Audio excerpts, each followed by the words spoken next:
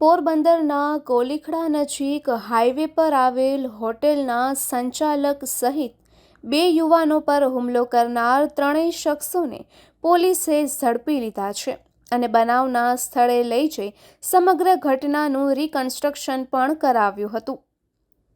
પોરબંદરના કોલીખડા નજીક રાબડિયાવાડી વિસ્તારમાં રહેતા અને Dwarka highway per the grand Dwarkadhish નામની હોટેલ ચલાવતા હરીશ ઉર્ફે હેરી મેરામણભાઈ બાપોદરાએ ગઈકાલે ઉદ્યોગનગર પોલીસ મથકમાં ફરિયાદ નોંધાવી જણાવ્યું હતું કે મોડી રાત્રે આશરે 2:15 વાગ્યાના અરસામાં હરીશ અને તેની હોટેલમાં કામ કરતો રાજુ મોઢવાડિયા બંને કારમાં હોટેલથી ઘરે જવા નીકળ્યા હતા.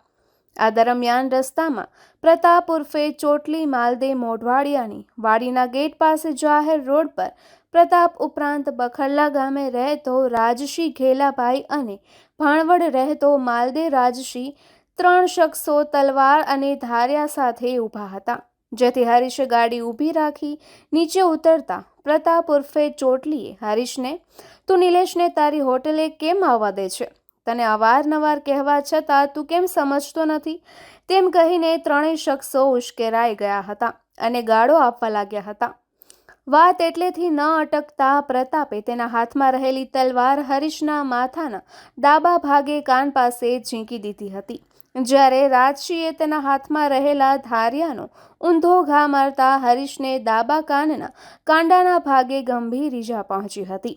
આ દરમિયાન હોટેલનો કર્મચારી રાજુ વચ્ચે બચાવવા પડતા ત્રીજા શખ્સ માલદે રાજશીએ તેના હાથમાં રહેલી લાકડી વડે રાજુના માથાના ભાગે ફટકારી મૂંઢ ઈજાઓ પહોંચાડી હતી.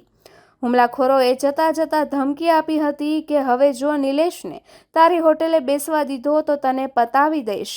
ઈજાગ્રસ્ત રાજુ અને હરીશને હોસ્પિટલે ખસેડ્યા બાદ પોલીસે ફરિયાદ નોંધી 3 આરોપીઓ પાંદાવદરની ધારસીમમાં રહેતો પ્રતાપ ઉર્ફે ચોટલી માલદેભાઈ મોઢવાડિયા, મૂળ બખડલાની ખારવાસીમ અને હાલ દ્વારકાધીશ હોટેલ પાસે રહેતો રાજશી ઘેલાભાઈ ઓળેદરા અને ભાણવડ નજીક તીંબડી ગામે જૂનો રોડ વિસ્તારમાં રહેતા માલદે રાજશીભાઈ મોઢવાડિયાની ધરપકડ કરી બનાવના સ્થળે લઈ જઈ સમગ્ર ઘટનાનું રિકન્સ્ટ્રક્શન પંચનામું કરવામાં આવ્યું હતું.